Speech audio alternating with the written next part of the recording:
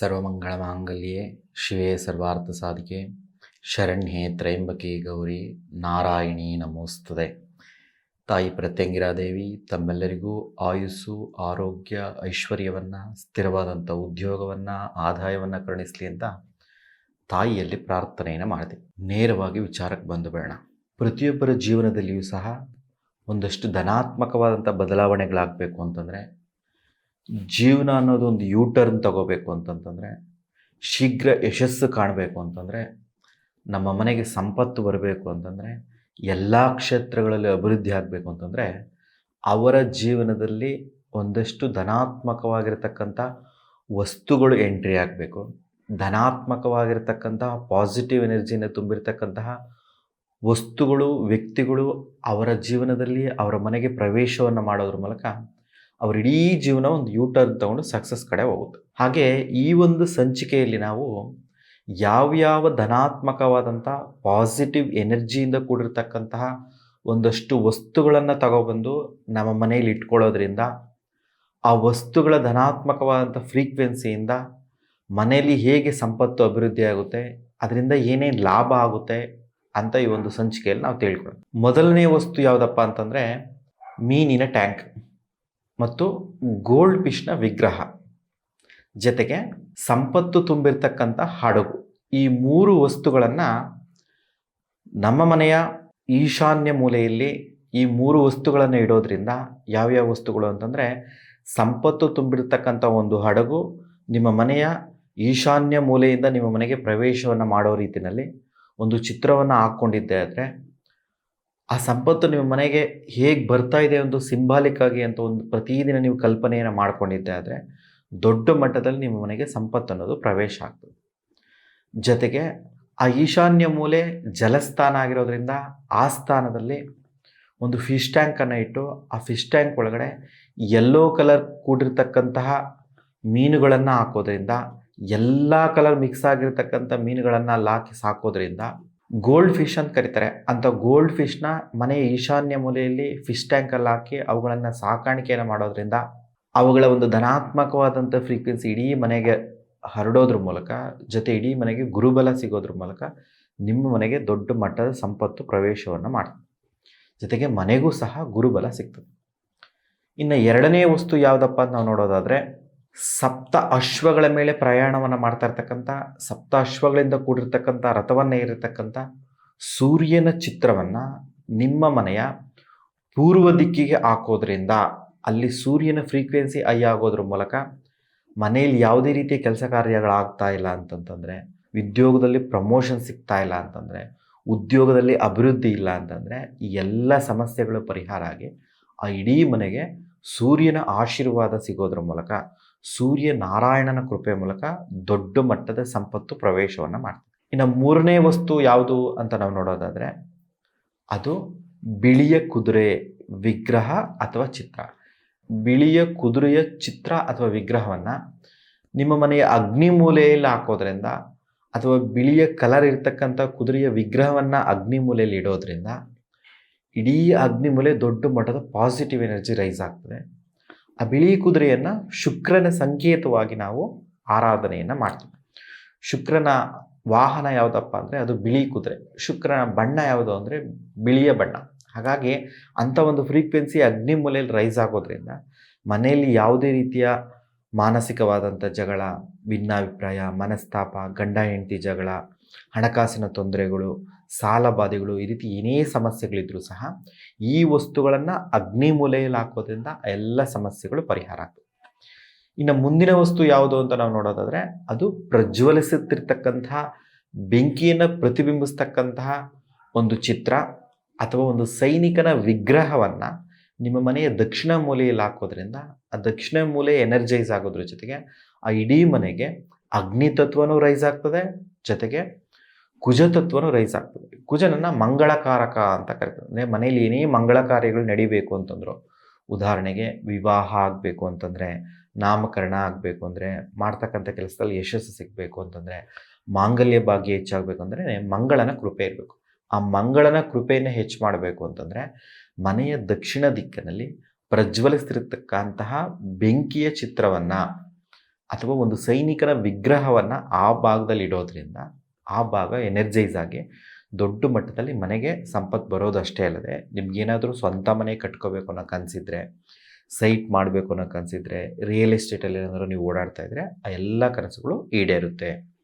ಇನ್ನು ಮುಂದಿನ ವಸ್ತು ಯಾವುದು ಅಂತ ನಾವು ನೋಡೋದಾದರೆ ಅದು ಒಂದು ಸರ್ಪದ ಚಿತ್ರ ಅಥವಾ ಒಂದು ನಲ್ಲಿಯಲ್ಲಿ ಸಂಪತ್ತು ಸುರಿತಾ ಇರೋ ರೀತಿಯಲ್ಲಿ, ನಲ್ಲಿನಲ್ಲಿ ನೀರು ಹೇಗೆ ಸುರಿಯುತ್ತೋ ಹಾಗೆ ಆ ನೀರಿನ ರೂಪದಲ್ಲಿ ಹಣ, ಚಿನ್ನ ಕೆಳಗಡೆ ಬೀಳ್ತಾ ಇರೋ ರೀತಿಯಲ್ಲಿ, ನಲ್ಲಿನಲ್ಲೇ ಸಂಪತ್ತು ಸುರಿತಾ ಇದೆ ಅನ್ನೋ ರೀತಿಯಲ್ಲಿ ಒಂದು ಚಿತ್ರವನ್ನು ನಿಮ್ಮ ಮನೆಯಲ್ಲಿ ನೈಋತ್ಯ ಮೂಲೆಯಲ್ಲಿ ಹಾಕ್ಕೊಳ್ಳೋದ್ರಿಂದ ಆ ನೈಋತ್ಯ ಮೂಲೆ ಎನರ್ಜೈಸ್ ಆಗೋದ್ರ ಮೂಲಕ, ಅಲ್ಲಿ ಸರ್ಪತತ್ವ ಕ್ರಿಯೇಟ್ ಆಗೋದ್ರ ಮೂಲಕ ಇಡೀ ಮನೆಗೆ ದೊಡ್ಡ ಮಟ್ಟದ ಪಾಸಿಟಿವ್ ಎನರ್ಜಿ ರೈಸ್ ಆಗುತ್ತೆ. ನೈಋತ್ಯ ಮೇಲಿನ ಕುಬೇರ ಮೂಲೆ ಅಂತಲೂ ಸಹ ಕರೀತಾರೆ. ಅಲ್ಲಿ ರಾಹುವಿನ ತತ್ವ ರೈಸ್ ಆಗೋದ್ರಿಂದ ಶೀಘ್ರ ಸಂಪತ್ತು ನಿಮ್ಮ ಮನೆಯನ್ನು ಪ್ರವೇಶವನ್ನು ಮಾಡುತ್ತೆ.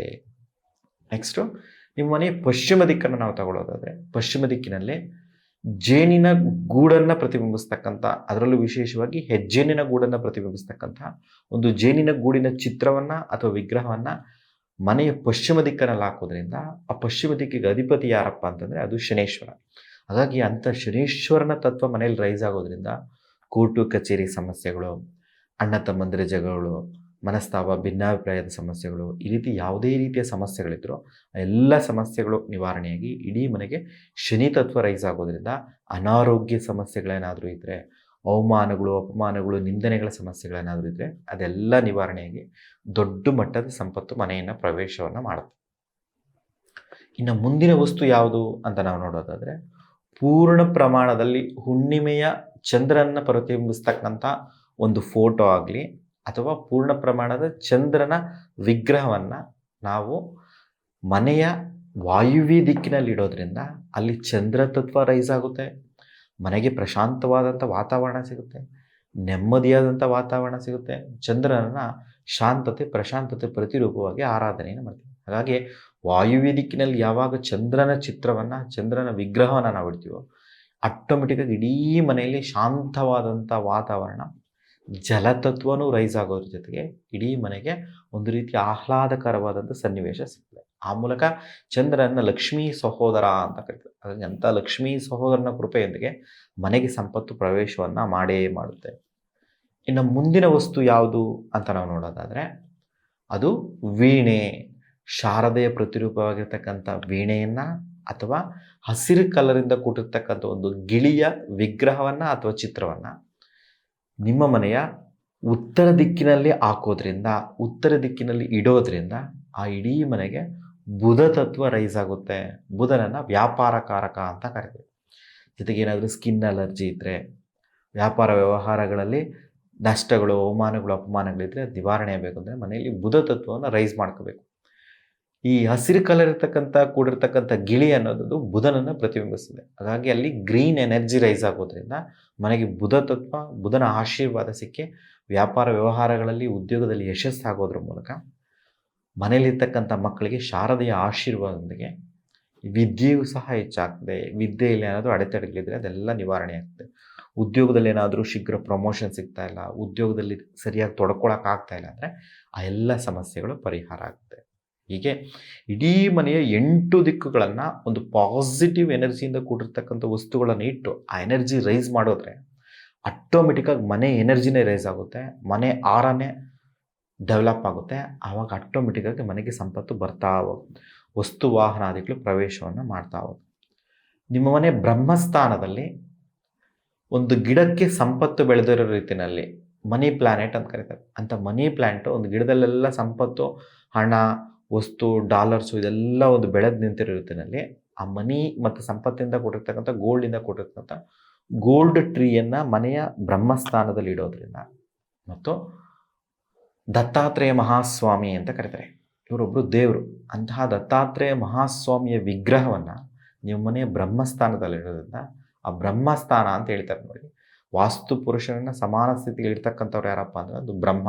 ವಾಸ್ತು ಪುರುಷನ ಕಂಟ್ರೋಲಲ್ಲಿಟ್ಟು ಮನೆಯಲ್ಲಿರ್ತಕ್ಕಂಥ ರಾಕ್ಷಸ ತತ್ವವನ್ನು ನಿವಾರಣೆಯನ್ನು ಮಾಡಿ ಮನೆಗೆ ಎನರ್ಜಿನೇ ತುಂಬತಕ್ಕಂಥವ್ರು ಯಾರು ಅಂದರೆ ಅದು ಬ್ರಹ್ಮ ಅಂತ ಕರೀತಾರೆ.